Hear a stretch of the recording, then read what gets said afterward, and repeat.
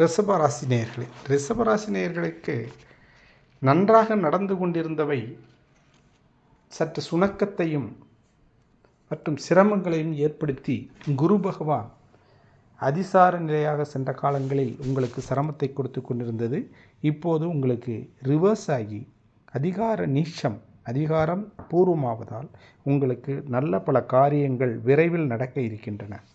அதேபோல் பணவரவில் தொழில் ரீதியாக முன்னேற்றமும் வளர்ச்சியும் அதை விஸ்தீரணம் செய்யும் ஒரு நல்ல வாய்ப்பும் ஏற்படும்.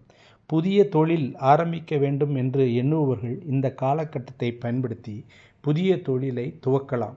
அதேபோல் தனக்கு வெகு நாட்களாக தொடர்பில்லாது இருந்து வந்த நண்பர்கள் மூலமாக உங்களுக்கு புதிய வாய்ப்புகளும் புதிய தொடர்புகளும் ஏற்பட்டு அவர்களின் உதவியுடனும் மற்றும் உறவினர்களுடைய பாதுகாப்பினுடையும் நீங்கள் புது தொழிலையும் ஒரு விஸ்தீரணத்தையும் ஏற்படுத்துவீர்கள்.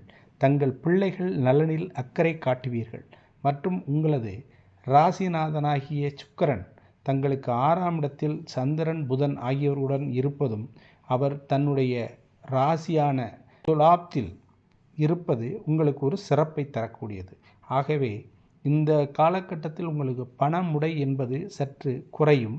பணம், லாபம், தொழில் விருத்தி மற்றும் வீடு இடங்கள் வாங்கும் வாய்ப்புகள் ஆகியவைகள் உங்களுக்கு வந்து சேரும்.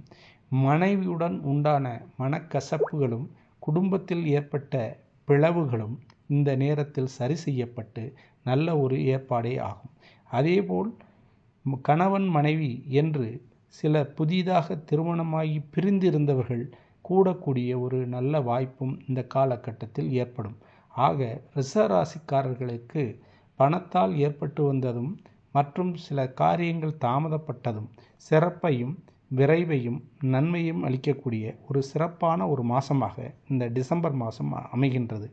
ஆக இந்த காலகட்டத்தில் அவர்கள் தங்களுடைய காரியங்களை மளமளவென்று முடித்து கொண்டு சிறப்பை அடையக்கூடிய ஒரு நல்ல வாய்ப்பை குரு பகவானும் சுக்கிரனும் ஏற்படுத்தி தருவார்கள். அதே நேரத்தில் தங்களுக்கு 8ஆம் இடத்தில் சூரியனும் செவ்வாயும் இருப்பதால் அவர்கள் உடல் நலத்திலும் மற்றும் வெளியூர் செல்லும் பயணங்களிலும் கவனம் செலுத்த வேண்டும். தங்களுக்கு வரக்கூடிய சந்திராஷ்டம தினங்களில் அவர்கள் மிகவும் கவனம் செலுத்த வேண்டும் என்பதே இதற்கு அறிகுறியாகும். வாழ்க வளமுடன். வணக்கம். நன்றி.